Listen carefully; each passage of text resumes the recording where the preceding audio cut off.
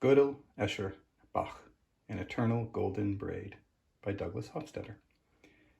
This is paperback, this edition. I should probably get it in hardback. I know I'm going to keep it,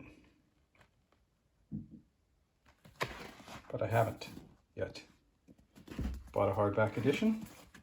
This book's been around a while, got a lot of attention when it came out. As you see, it won a Pulitzer Prize, and this is the 20th anniversary edition. My story with this book is that I read about 2/3 of it. As you can see, it is a thick book, 700 something pages, and it is dense with ideas.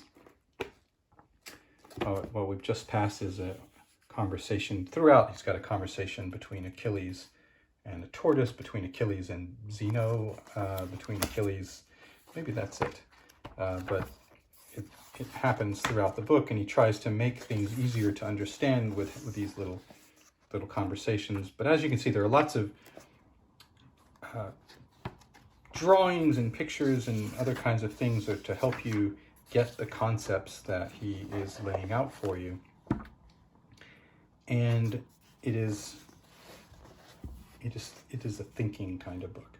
So I was starting by saying, well, what's my experience with this book? My experience is I got about 2/3 of the way through, and then I lent it to someone just so that they could see it and flip through it and have a look when that person was in town.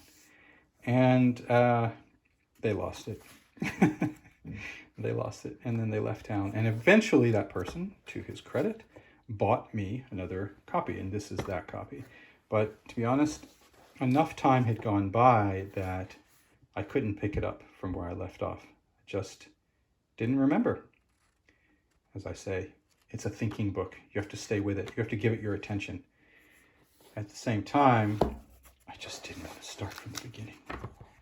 So here I am, 2/3 of the way through this book, and I'm not sure what to do now. So at some point, I'd like to start it again. You may be wondering what the book's about. Well, that's a tough one.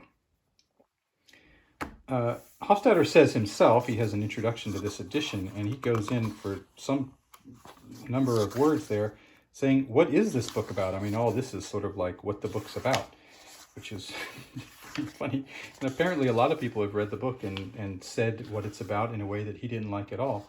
So he says that it's about how you get something from nothing, how you get to consciousness from nothing, how you get to, I suppose, life, how meaningless things twirl in on themselves and are recursive, and then they make something happen, they make something out of themselves, something like that. That doesn't remind me very much of what I read in this book. The recursion part does. Recursion was a very big part of it as far as Escher and Bach and Gödel, as a matter of fact.